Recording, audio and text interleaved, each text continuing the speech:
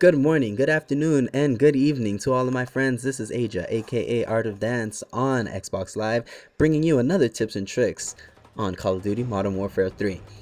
In this gameplay, I think I go about 35 and 4 or something like that, using the light machine gun, which nobody uses, but I think are so underrated in this game.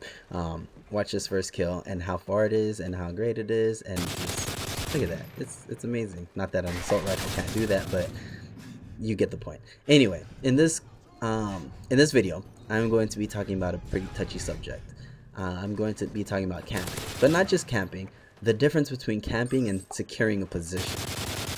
I'm guessing a lot of you haven't really heard the term securing the position.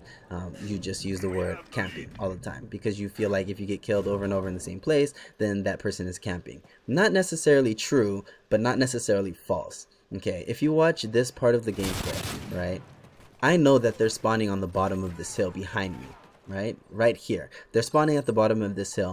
The main route that they're going to try to go through is that gate right there. So what do? I secure this position where they can't get through the gate without facing me, right? Now, in order to kill me, they're either going to have to be really good and face me in a gunfight and kill me, or they're going to have to flank me. Right, they're gonna have to go around the two long ways of this map that are possible and come all the way around without facing any teammates or killing teammates on the way and killing me from the back. Right now, the portable radar obviously helps out with this, but even without the portable radar, I would be checking. See, I would be checking my backside, I would be checking my front side, and making sure that nobody is getting through this little plateau, this little area right here that I'm roaming back and forth on. I own this spot right now. This is my house, so you cannot get through here without getting killed. And obviously it shows. I've gotten, what is this, 5, 6, 7, oh, I'm almost on my AC 130 actually. So I've almost gotten 12 kills just on that one spot. Not camping, because camping is something different. Camping is sitting in a corner, waiting for somebody to pass by, hoping for somebody to pass by, so that you can shoot them in the back because they're unaware that you're there. Most of the people that went through that gate, that faced me, knew that I was there. They knew that I was there trying to secure that position, and so they knew once they went through that gate, they were gonna have to face me, right? Camping is kind of different because the enemy won't know that you're there, and it's not fair, and nobody really likes campers because it makes the game so boring, right? It just, when you're hiding someplace and waiting for an enemy to walk by so that you can kill them, it's just, nobody wants to play with people like that. People want action, you know what I mean? And securing a position is so much more action, and it's so much more difficult and so much more fun. Camping is just, nobody really wants to play with campers. You're gonna face them all the time, obviously, but nobody really wants to play with them. Now, I secured pretty well that position for a while. I eventually got killed, but for the most part, I did a pretty good job securing that position all by myself, even through the spawn switch.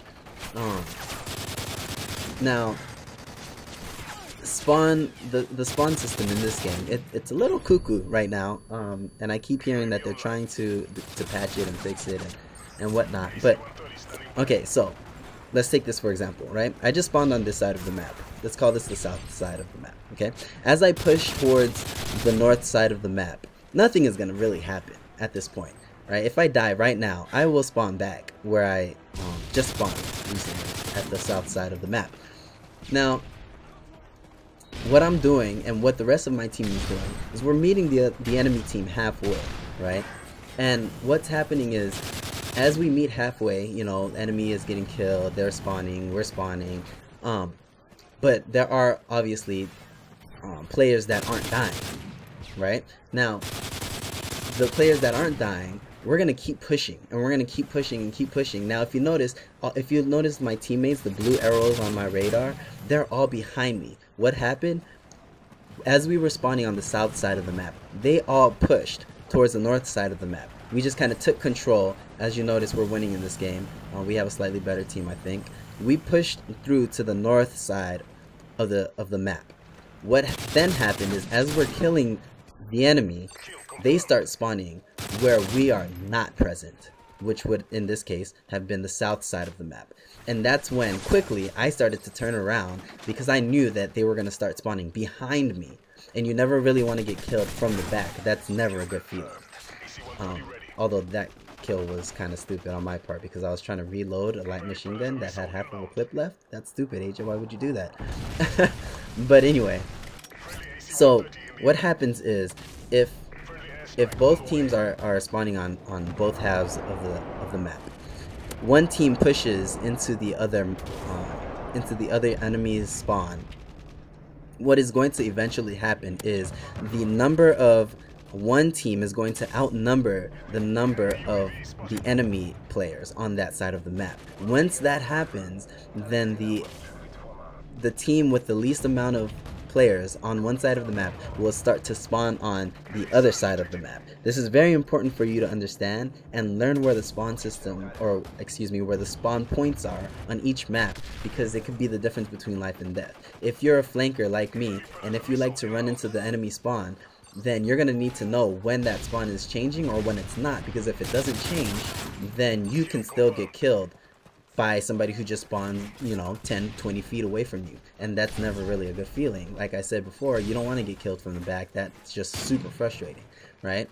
So those are two things to really keep in mind. Securing a position is very important, but you have to know which way the spawn system is working, because if you're securing a position and you're focusing one way, but then you get the spawn switches, then you're gonna have to turn around and make sure that you know exactly what's going on, where the enemy team is, and all of that.